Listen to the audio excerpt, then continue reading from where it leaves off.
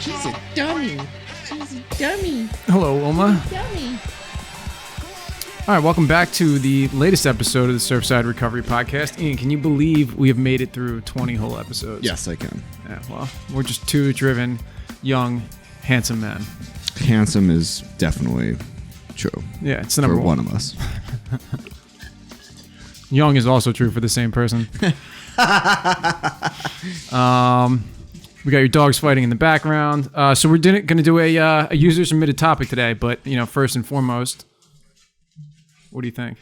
First and foremost, if you need help or know somebody that needs help, please reach out. Whatever we can do to be helpful, regardless of the question. Whether you're looking for treatment, whether you think your loved one is potentially using or maybe has relapsed, or whatever we can do really to provide any sort of guidance, please reach out through any one of our contact sources. If you're watching this, I'm sure you can figure out what those are.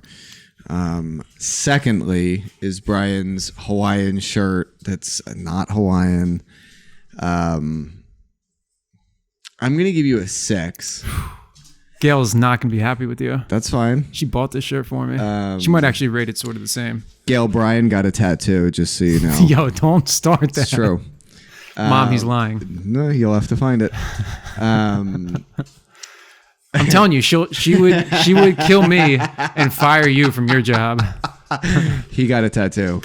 It's not nice.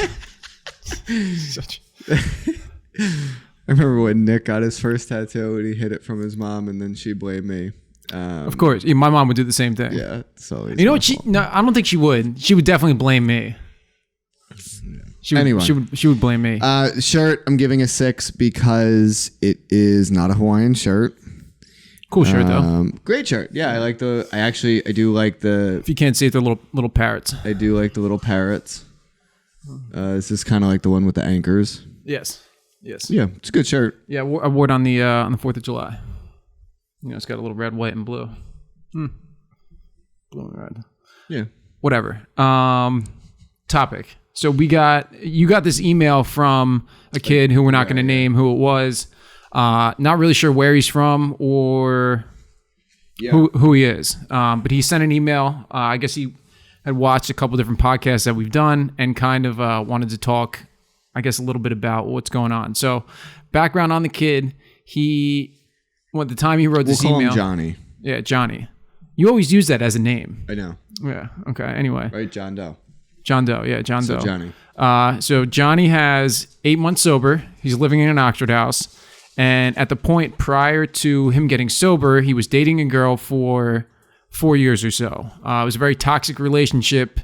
From what he wrote in the email, he would go out on benders, hook up with other women, and he had a girlfriend at the same time. So he said that she wasn't very emotionally stable, kind of just caused a whole bunch of issues. Here, let me see that real quick.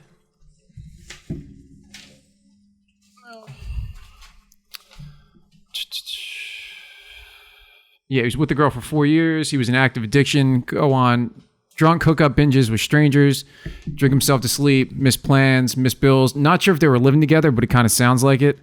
But she would go through his phone, ask him if he'd been drinking, yada, yada, yada. To be honest, kind of sounds like a pretty typical toxic relationship of somebody, going through alcoholic addiction. So he asked us, a sponsor, he says, my sponsor isn't taking a position on amends with the ex-girlfriend, but warned me that it might trigger trauma for me. I agree, but I've also prayed on it, and I still feel guilt and shame about how I treated her. I feel convicted to do something. So he's kind of asking us, I guess, for our advice or... Does it say how long he's been sober? 8 months. And how long have they been separated? The entire time? Yeah, so it says she kind of helped him get into treatment, and he acknowledges the fact that he probably wouldn't be sober if it wasn't for her kind of pushing him in. But he doesn't live in the same area anymore. He moved out somewhere.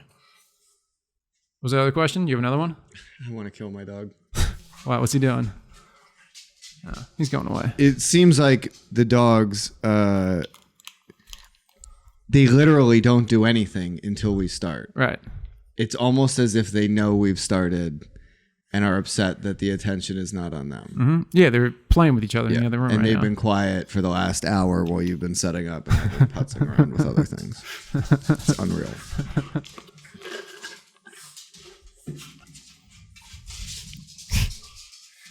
You know, it'd be fun if we put that GoPro on Charlie for a whole day just to see what he does. Sleeps most of the day. That's why it's so annoying. All right, so I mean, there's a lot to talk about in terms of amends. I think that, dude, come on. They've never been this rambunctious. This is like a new level. So there's a lot of different schools of thought around amends. The two basic schools of thought are: one, you make all the amends you're consciously aware of. Two, you don't need to make those amends. They'll eventually happen when it's supposed to happen. I don't agree with the second school of thought. Yeah, no, I know you don't. But I mean, like a lot of the guys at Surfside, when they go out to make their amends, like I tell them, don't make amends that you're not prepared to live up to. Like the last thing you want to do is make an amends to somebody and then, start using again or something like that. Right. Yeah, I've done that before. It's not fun. I think it's also important to make a note with amends. There's kind of like two pieces to the puzzle, two basic pieces. One is the approach, which is when you like have that conversation with the person. And then the second piece to that is the follow through. So roughly 75 days sober, I made amends to my parents. I sat them down in the basement of their old house. And I don't really remember what I said. Blah, blah, blah. I'm an idiot. I'm going to be different. They responded with, well, we want you to keep doing what you're doing. So what I was doing at the time was, I was an active participant in 12-step recovery. I had a sponsor. I was working steps. So, 14 years later, for me to still be a part of a 12-step recovery, having a sponsor, doing that stuff, like that's still part of my amends to my parents. Their intention may have been for me to just not use, but I was never able to just not use without 12-step recovery. So for me, that's really important to impress upon people that like, what I'm doing today is based on what I did back then. I've been in situations where I've asked people what I could do and they have said like donate money or whatever. Okay. And then the amends is not that I had that conversation. The amends is when I go and donate that money. Right. We'll talk real quick about, because the kid was asking how we kind of take our guys or coach them on how to go through the amends process. You want to talk about like, the 4 questions, the approach, all that kind of stuff? Back it up a little bit. So again, there's different schools of thought in 12-step recovery. The school that I've always kind of been partial to is basically you make a list. The easiest way to make a list is from your 4-step. It talks about it on page 8 and 9 in the book Alcoholics Anonymous. It says something like, we have a list, we made it when we took inventory.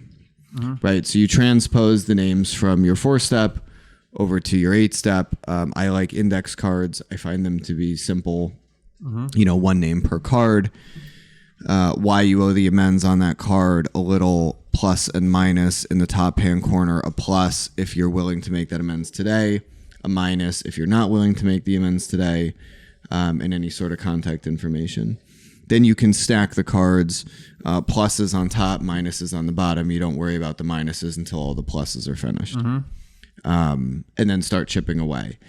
The approach should be something along the lines of, you make an appointment, you go meet with the person, you see them, and you say something like, this is what I've done. You're not necessarily doing like a 5th step. You don't have to give all the basic all the dirty details, but I've been a real idiot. I was a bad friend or whatever it may be. I stole from you. And then there's 3 basic questions. Is there anything I've left out? Is there anything you need to say to me? And most importantly, what can I do to make this right? So usually the first 2 come out, you pause, let them give you some feedback. And then the third, what can I do to make this right? Yep. Then whatever they respond with, keep doing what you're doing, pay me my money back. I want you to go have the conversation. We had a resident, fairly recently made amends to me. He did some dumb things, and he said, what do you want me to do to make it right? And I said, well, I want you to go every single meeting that you're at. I want you to be very conscious of talking to 2 newcomers, and just reach out, give them your phone number, make yourself available. So now the amends for him is that if he's doing that, I don't know if he's still doing it. Right. That's on his conscience. That's, that's not on me. So that's kind of the process that, I coach the people I sponsor through. That's, the process that our guys go through at Surfside with their sponsors. Now, I'm sure you probably had a little bit more experience with dealing or maybe coaching people on how to deal with relationship type issues with like our boy John's having. Any thoughts on that? I'm trying to think of the relationships that I've been in that were kind of like this kid's describing. I haven't made amends for that yet. I haven't approached that. That's something I'm going with my new sponsor with right now. We're almost there to that point. So I don't really have anything valid to draw from experience on. Yeah, I think there's, again, with, there's always different schools of thought. And there is a school of thought of like, just stay away from these people. However, I've sat in enough meetings and I've done therapy with people and I've sponsored people where, the harm done, people sometimes are waiting for somebody to say like, dude, like I treated you like an asshole or so I think that, like the literature says, no matter what the situation is, something has to be done about it. I think if your motives are to get back with that person, that's a problem. If you are going to go make that amends and they're going to try to get back together with you, that also may be a problem. Right. So there's, again, like the literature says, we have to use tact and common sense. I also think there's a length of period sober that needs to be, before some of these like relationship amends, but ultimately, yeah, like if you were in a really bad relationship with someone and there was a lot of like negative stuff like this kid's talking about, I think there is something that needs to be done. Maybe it's like the literature says, attack the problem on the flank rather than risk a face-to-face. Maybe like sending a letter, like it says, right. A handwritten letter, something like that with your contact information. So the person can get back to you at their discretion if they want to. Yeah, I had a friend who recently made an amends with a ex-girlfriend. Not to get into too nitty-gritty of the details, but he sent the girl a Facebook message that said, "Hey, I know it's been a while. We haven't talked. I'd like to talk to you about some stuff if you have the time and if you even want to talk. Here's my number," sort of thing. And I talked to him a couple days later after he sent the text message, and he said he talked to the girl on the phone for like 45 minutes to an hour. They got it out. She was super happy to hear from him. Really just wanted to know he was all right. Hadn't talked to him in probably 7 or 8 years. So it turned out really well.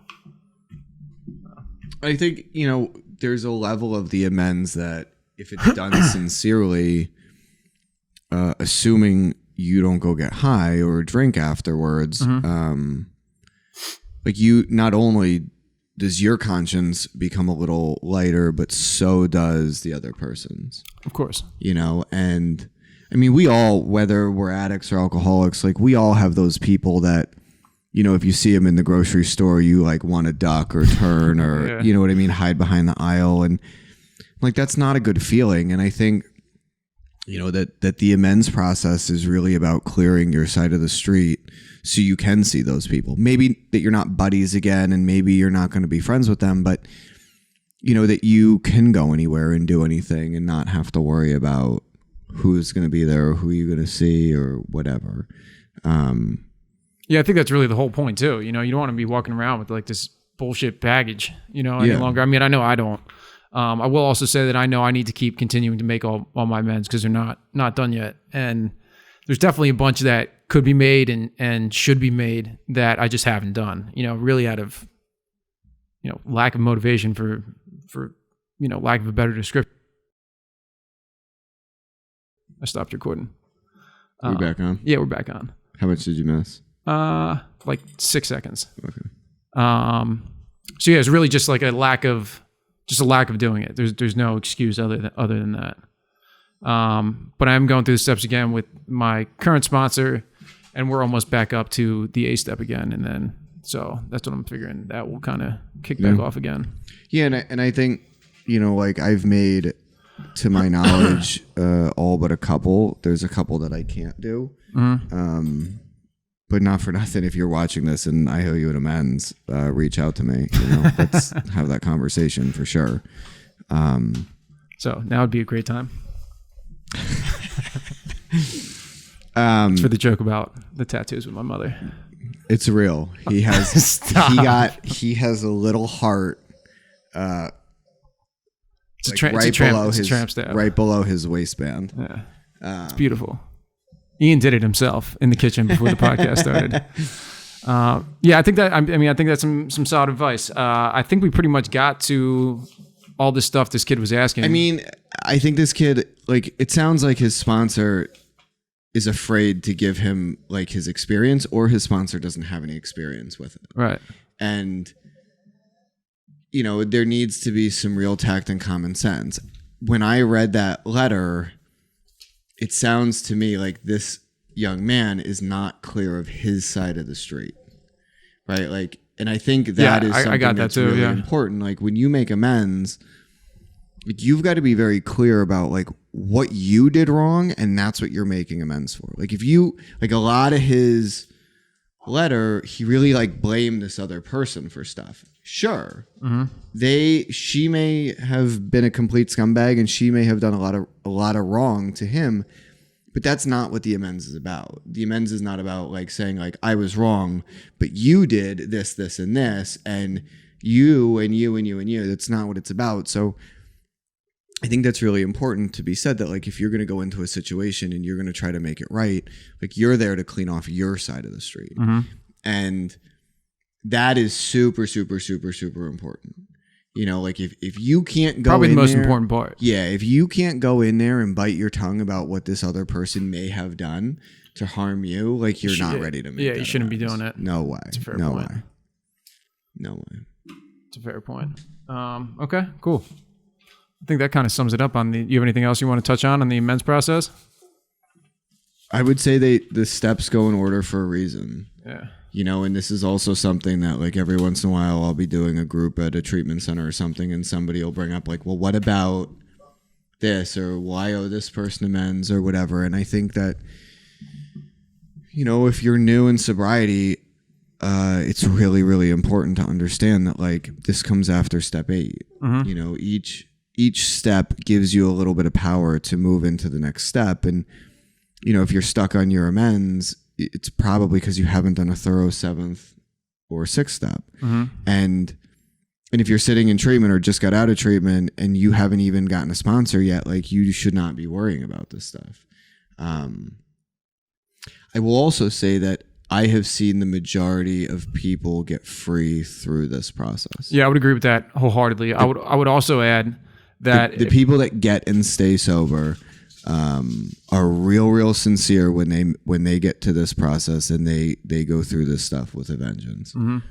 I'd also say that if you're at a point where you're making a lot of amends, like, keep doing it, because once you stop, it's hard to kind of get that ball back rolling. Has that ever happened to you? Like once if you're in a period where you're making a lot of amends and then you stop, trying to get it like going again is super difficult.